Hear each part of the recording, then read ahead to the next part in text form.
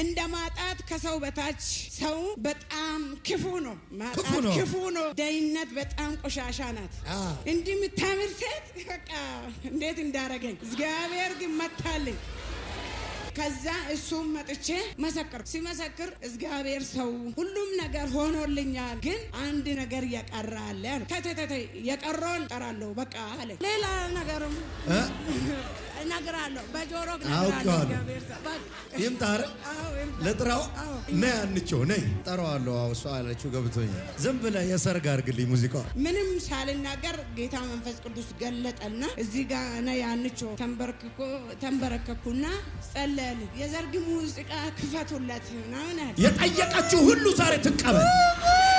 ድህነትን እንዳስረሳ ችግርን እንዳስረሳ የታመነ ቤት ስራ አላት። ጠራው ወደሷ ይሁን አለ። እኔ ያ ቀን እዚህ ቀለበት እንዳሰሩ ምናምን ነው ጠራለሁ ካለበት አለ። እኔ እንኳን እኔ ቆንጆ ምለኝ የለም። ለ10 ዓመት የኔ ቆንጆ ምል የወንድ ድምፅ አልሰማው። እግዚአብሔር ነገሩን ዘጋው። ለምን ልቤ በጣም ክፍት ስለሆነ እንዳልጎዳ አገልግሎቱን እንዳልተው ጌታ እንዳይሰደብ በቃ ጌታ ነገሩን ዘጋ። ጌታ እግዚአብሔር ሰውን ጠራው አለ። ሰው የተኝቶ ከሆነ ቀዝቅዝልኛል እሱ እንዳኝ የጋረደ ነገር ይከፈት። ጸሎት ቤት መጥቼ እግዚአብሔር ሰው እኔ ያቀንም ስለ ትዳር እንዲደግምልኝ ነው የፈለኩ። ለምን ጥያቄ እሱ ላይ ነው ያለው። ማገልገል አልችልም። ሰው ቀለበት ያይኛል። ወንዶቹ በቃ ታውቃላችሁ አሜን አይሉም። ቀለበት ያው ያለው እኔ ላይ በእግዚአብሔር ሰው በኩል ዓለም ላይ ገልጥሻለሁ። ዓለም ላይ ትሰብካለሽ። በቃ አንቺ የዓለም ነው። ዓለም ላይ የሚበራ ቅባት ነው አንቺ ላይ አለ። እሳት አንቺ ላይ መጣለኝ። እንደው ጌታ እሳት አለ ግን ሰውዬ አልመጣውም ብዬ በቃ አሜን ብዬ ተቀበል። እውነቴ ነው የምላችሁ 3ኛ ወር ከ2 ሳምንት ሰውዬ ደወለ። ለዘመናት የጠበቃችሁት ትንቢት የመጨረሻ ቀን ይሁን። መንፈስ ወረደ። በጣም በቃ የሚገርማችሁ ነገር በቪዲዮ ነው የተደወለ። ኢትዮጵያ መጥቻ አንቺን ላገባ ነው አለኝ። ለዛም እኮ ፈረንጅ ነው አበሻ አይደለም።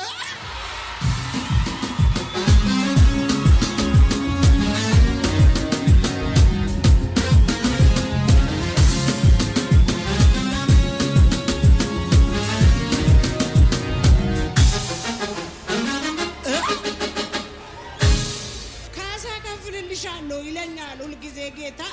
መጀመሪያ በልጅነት ያገብቼ ነበርና ተጎድቻለሁ።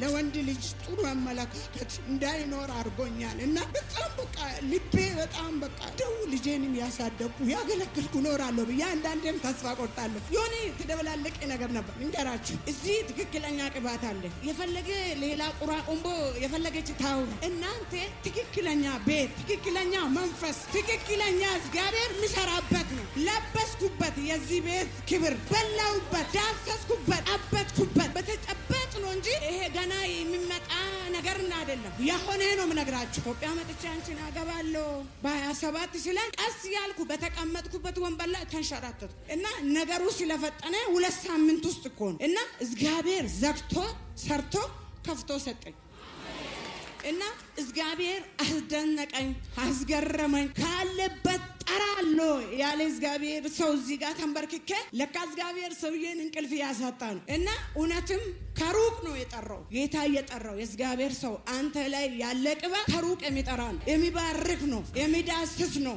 ባይዘዌ ይሄ ማግባት ብርቅ ነው አይደለም፣ ማንም ያገባል። ግን ብርቁ ምንድነው የሆነ ያላገባችሁ ወንድም ሴትም ስሙኝ፣ ብርቁ ምንድነው? ጌታ ያለበት ተናግሮ ሲያመጣ እሱ ሲያመጣ አመቻችቶ ነው። ጌታ የሚሰጥሽ አይቆረቆርም።